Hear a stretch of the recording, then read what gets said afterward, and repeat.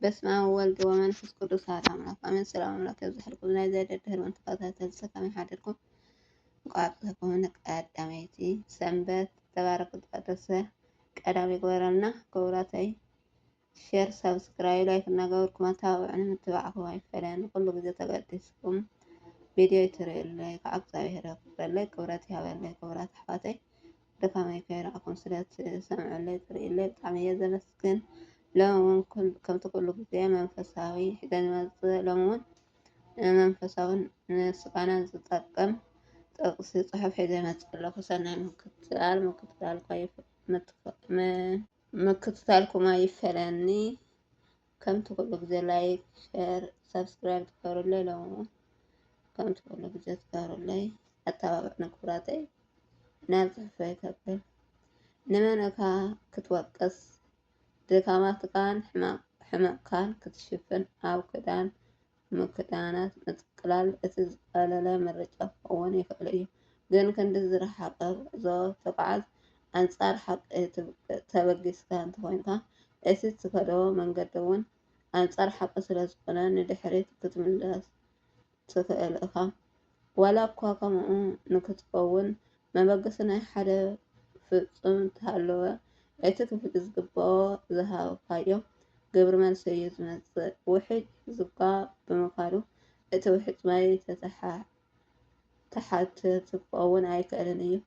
ተበዲልካ ንበደልካ ምምራር ብካሊእ ሸነኽ ድማ እቲ ዝተበደልካዮ ካብ ምንታይ ተበጊሱ ከይበልካ ንገዛእ ርስካ ኮነ ንገዛእ ካሊእ ሰባት ምምርማር ክትተርፍ ዘለዎ እዩ ማለት ቅንዕናይ እዩ በዲሉኒ ኣይትበል ኣይፋሉን። ቁኑዕ ምዃንካ ኣይኮንካን ተበዲልካ። ቁኑዓት ዘይቁኑዓትን ሰባት ከተፈላልይ ስለ ዘይከኣልካ ኢኻ ተበዲልካ ኮይንካ። ቁኑዕ ኮነ ማለት ተበደል ተዓማፂ ክትከውን ንገዛእ ርስካ ፍቃድ ምሃብ ማለት ኣይኮነን። ቁኑዓትን ዘይቁኑዓትን ሰባት ወይ ሓሳባት ግን ክትላሊ ይግባእካ። ብዝተከኣለካ ትዕግስቲ ሃልካ እዚ ማለት ክብርታት ናጽነትካ መሰላትካን ኣሕሊፍካ ሃብ ማለት ኣይኮነን። እንታይ ደኣይ ካብ ስምዒት ወፂእካ ህድእ ኢልካ ንነገራት ብምሕሳብ ነገራት ብርድኣት ምፍታሕ ስለ ዝበለፀ ካብ ስምዒት ወፂእካ ብሓቂ ብርድኣትን ጉዕዞካ ቀፅል በሊሕን ኣስተውዓልን ድማ ኮን። ካብዚ ተረፈ ትዕግስትካ ንዓኻ ከም ዝወድእ ገይርካ ተሃኒፅካዮ ጉዕዞ ዕጉስ ስለ ዝኮንካ ከም ተበዳሊ ኮይንካ ምምርማር ግደፍ። ምክንያቱ ነብስካ ስቁታ ዝዓብለሎ ትዕግስቲ ገይርካ ከም ተበዳሊ ዝሃነፅካዮ ንስካ ስለዝኮንካ ኩሉ ብኣገባብ ከም ኣድላይነት ተጠቀመሉ። ሰባት ኣይትጉዳእ ብሰባት ኣይትጎዳእ። ኣሜን። ቃል ሕይወት ይስመዐና። ኣብ ኢድ ሰብ ካብ ዝወድቅ ኣብ ኢድ እግዚኣብሔር እንተዝወድቅ ይሓሸኒ። ቅዱስ ዳዊት ኣብ ኢድ ሰብ ምውዳቅ ክንደየናይ ክፉእ ምዃኑ ተረዲኡ እዩ ነዚ ዝተናገረ። ንሰብ ምልማን ኣብ ኢድ ሰብ ምውዳቅ ክንደየናይ ሕሱምን ክፉእን ምዃኑ እዩ ዘረደአና። ኣብ ኢድ ሰብ ዘሎ ኩሉ ኣሸጋሪ እዩ፣ ኣብ ኢድ እግዚኣብሔር ዘሎ ግን ቀሊል እዩ። ሰብ ኣብ መከራካ ግዜ ምሳካ የለን፣ ኣብ ፀገምካ ግዜ የለን፣ እግዚኣብሔር ግን ኩሉ ግዜ ምሳካ ኣሎ።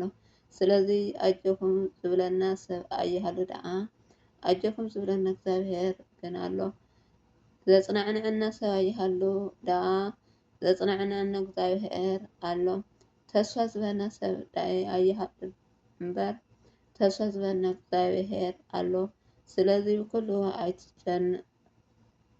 ከይተጨነቅና እግዚኣብሔር ኣሎና ንበል። ዘይርስዕን ዘይዝንግዕን ንሱ ጥራይ እዩ። ዘይወግሕ ለይቲ ከዘየለ ዘይሓልፍ መከራ የለን። ኣሜን ኣሜን። ቃል ሕይወት ቃል በረከት ይስመዐና እግዚአብሔር ኣምላክ ኩሉ ግዜ ኣብ ኢድ ሰብ ዘይገበረልና ዘይኮነስ እግዚኣብሔር ምሳና ኣሎ ዓቅሎ ክንከፍል ከም ዘለና የረድአና ማለት እዩ። ስለበዓሉ ናይ ቃል ባለቤት እግዚኣብሔር ኣምላክ ዝገበረን ተመስገን ይሁን። ወላ ሰብ ቀዲሑና ከዲሁ ግን ንሕና ሓደ ኣምላክ ምሳና ከም ዘሎ ኣሚንና ክንጓዓዝ ዘለና ኣብ ሰብ ተፀጊዕና ክንከድ ከም ዘይብልና የረድአና። አሜን። ስለጠን ስክረን በአፍቱ ቃል መላእክት አረም ለብስ ቃል እግዚአብሔር ወለወላድ መስቀል ክቡራን